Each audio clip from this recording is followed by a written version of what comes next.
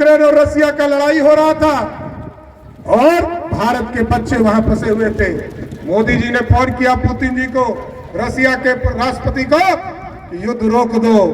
युद्ध रुक गया। दूसरा कोई प्रधानमंत्री होता युद्ध रुकता? नहीं रुकता। आज मोदी जी ने भारत को इतना मजबूत बना दिया है कि दूसरे के युद्ध को भी रोक देते हैं। और मोदी जी ने कहा कि भारत का बच्चा फंसा हुआ है, भारत के बच्चे को बाहर निकालना है, हिंदुस्तान लाना है। जैसे ही मोदी जी ने फोन किया युद्ध रुक गया। लेकिन पुतिन जी ने पूछा कि भारत को बच्चे को पहचानेंगे कैसे मोदी जी ने कहा कि जिसके हाथ में तिरंगा होगा वही भारत का बच्चा होगा। यह है भारत की ताकत साथियों। परिवार के साथ संबंध रहा है। आपके यहां उम्मीदवार होकर आए हैं। आप समझिए, बिहार के विकास के लिए और देश के विकास के लिए मतदान करना है सर। और इसलिए जरूरत है क्योंकि आपने देखा कि इस भारत को आजादी के 70 वर्ष हो गए। 2014 के पहले भारत कैसा था? जब तक कांग्रेस पार्टी में श्रीमती सोनिया गांधी स्विच नहीं दाबती थी तब तक मनमोहन सिंह बोलते थे।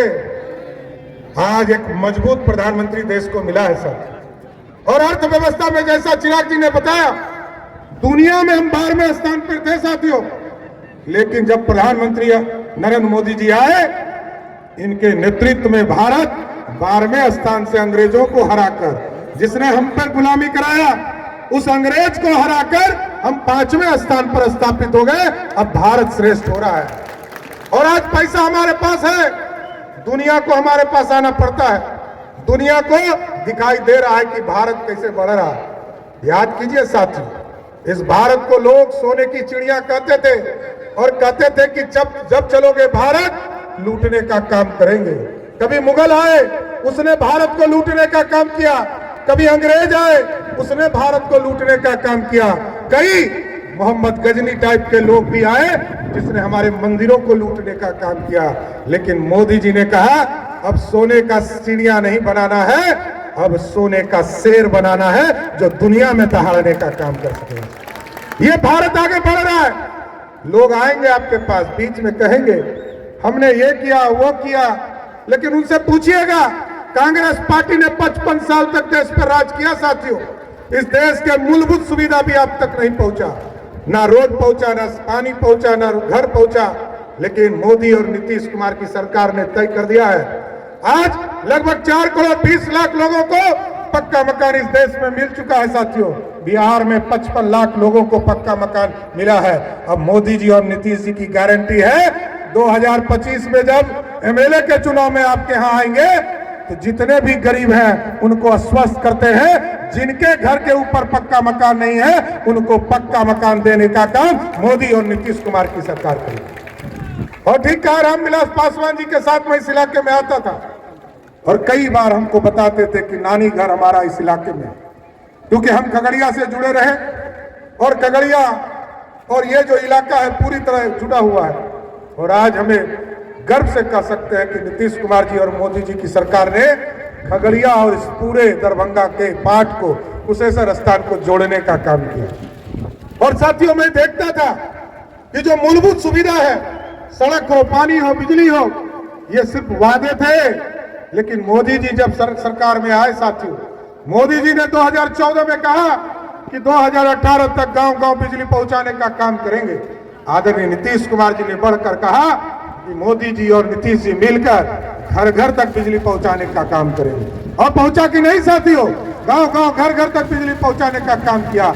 अब मोदी जी ने कहा है गरीबों का बिजली बिल 0 कर देना है। बिजली बिल शुरुआत ही नहीं होगा, अब सोलर युक्त होगा।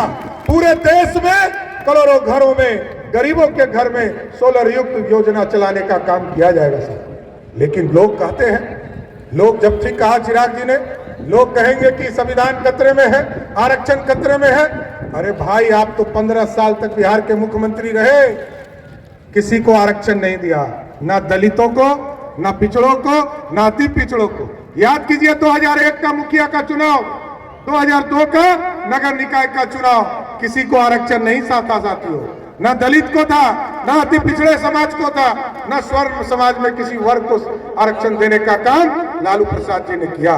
लेकिन आप साथियों देख लीजिए, मोदी जी और मोदी जी के पहले भी भाजपा ने, जहां कांग्रेस पार्टी ने मंडल कमीशन का विरोध किया 1990 में, लेकिन भाजपा ने समर्थन किया 90 में, और मंडल का भी समर्थन किया और कमंडल का भी समर्थन भाजपा करते रहती है साथियों। और जिस तरह आप टेंट में बैठे हैं साथियों, लोग इंतजार कर रहे थे।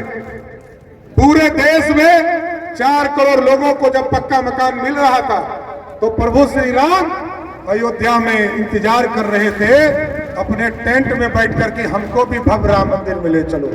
जब आपने 2019 में यहां से लोजपा के सांसद को चुनाव जिताकर भेजा, रामविलास पासवान जी की पार्टी को जिताकर भेजा, देश के यशस्वी प्रधानमंत्री ने कहा अब अयोध्या में भी प्रभु श्री राम को स्थापित किया जाएगा, उसको भी स्थापित करने का काम किया।